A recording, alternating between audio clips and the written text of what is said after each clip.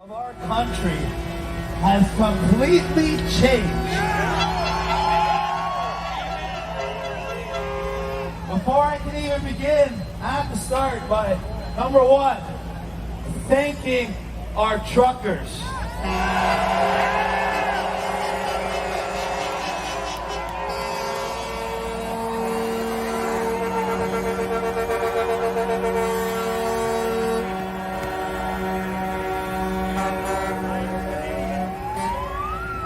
Not enough can be said for these frontline warriors that took it upon themselves to be the first group in Canada to stand in united non-compliance.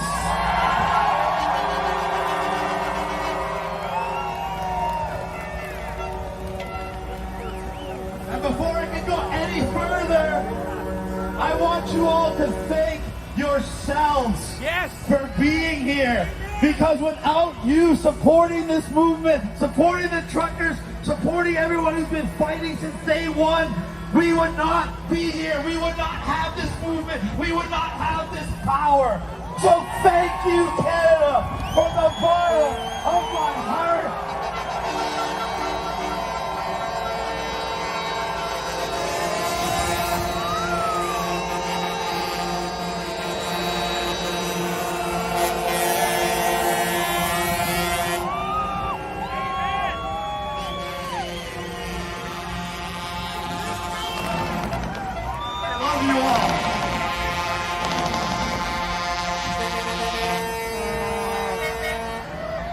The importance of what we're doing here today will go down in history as one of the most significant moments in solidarity in human history.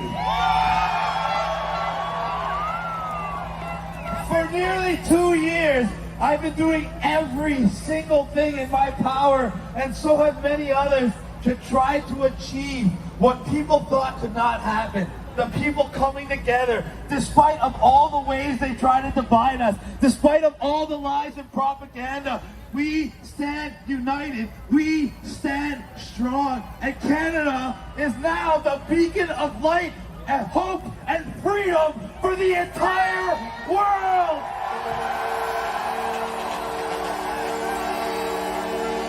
Oh! Let's go!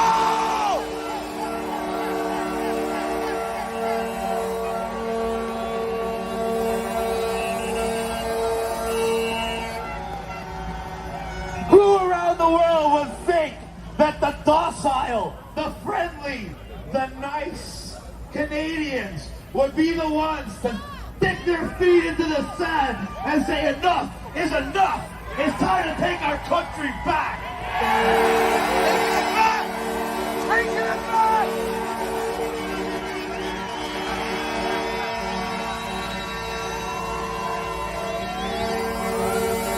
Face that way too.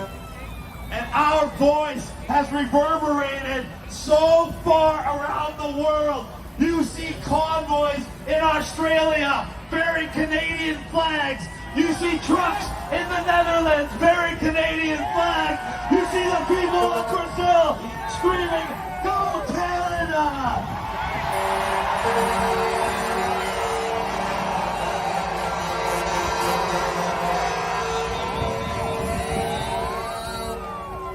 We see freedom rising around the world.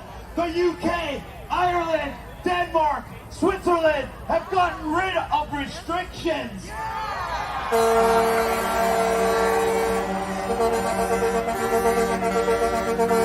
And they're not going to be the only ones. They're going to be the first of many. The domino that started to fall, the tidal wave is coming in, ladies and gentlemen. And it's coming here to Canada. What do we see already? Besides the fact that our fearless leader is nowhere to be seen, hiding in a hole, making threats that he can't cash in on. What do we see? Scott Moe in Saskatchewan backing down against the mandates. Jason Kenney in Alberta backing down against the mandates. And why? They're going to say it's because they got Omicron under control. No, it's because we got them under control. Yeah!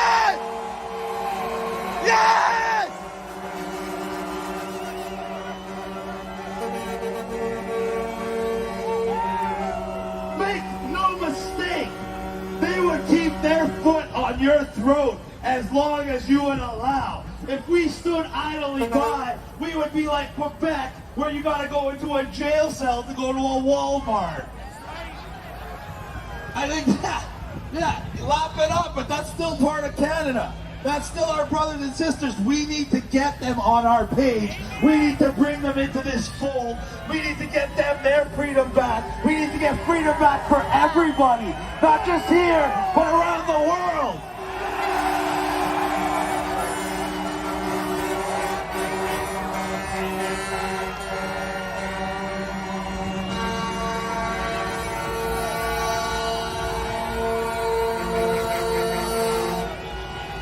We are reaching the end of phase 2 of United Non-Compliance, taking action. And it's going to end with us taking our freedoms back.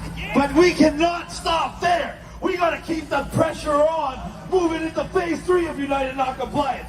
My personal favorite, holding them accountable.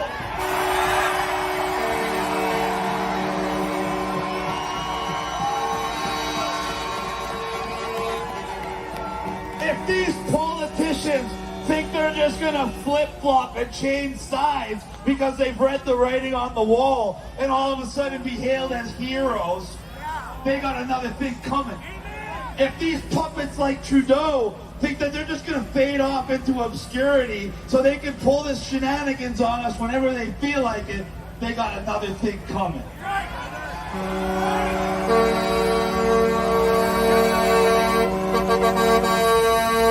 We are in a position where we can not just get our freedoms back, we can reshape our country in a way that makes it better than it ever was.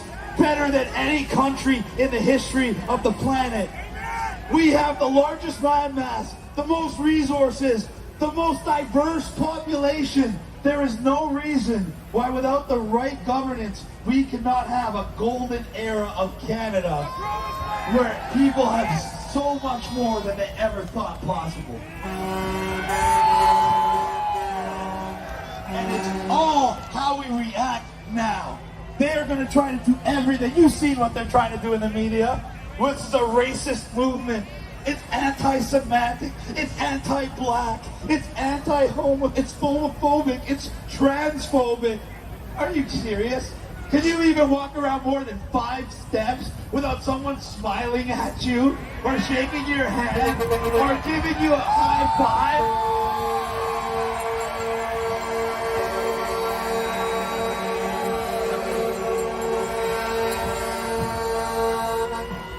The police, God bless their souls. God bless you all. I know you're not doing what you want to do, but they admitted that we had over 2.5 million people in Ottawa.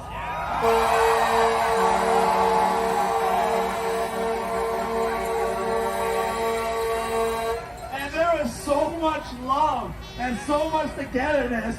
I don't even think somebody fell and scraped their knee, let alone had cried or anything. And this is what the dirty tricks the city has been pulling with trying not to let us get rid of garbage, trying not to let us pump out porta potties, trying to prevent emergency vehicles from where they gotta go. Why? So they can try to make this look bad. So they can try to make this look unlawful. There is nothing more lawful than standing up for what's right.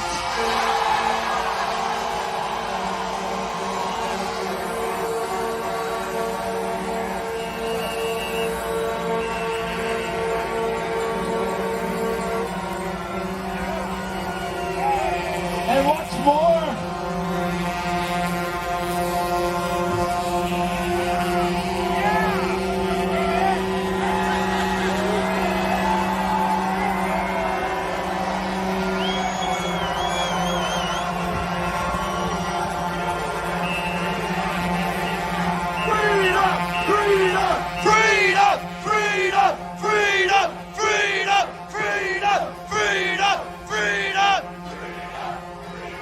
how good does that feel, ladies and gentlemen? How good does that feel?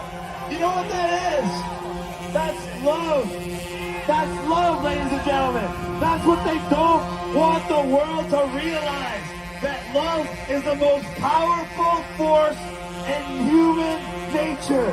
Love is what is driving this movement. And when you have united non-compliance from love, when you have everybody ready to just say no out of love, it cannot be stopped.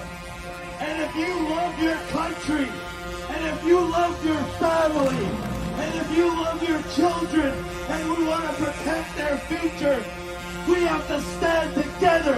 We have to hold the line, and we have to keep moving forward. Let's go! Let's go!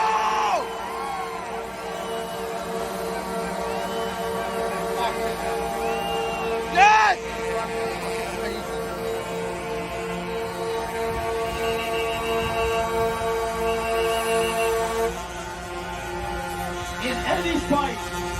In any fight, the winner will always be the one who's willing to die to win that fight.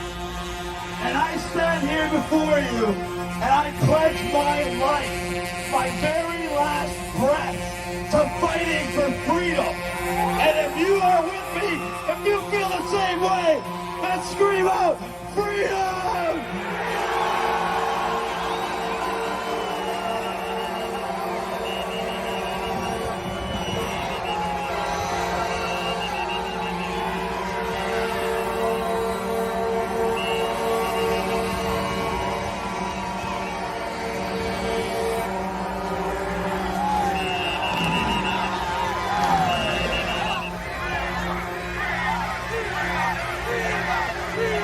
Freedom! Freedom! Freedom! You hear that, Justin Trudeau? You hear that, every wannabe dictator around the world?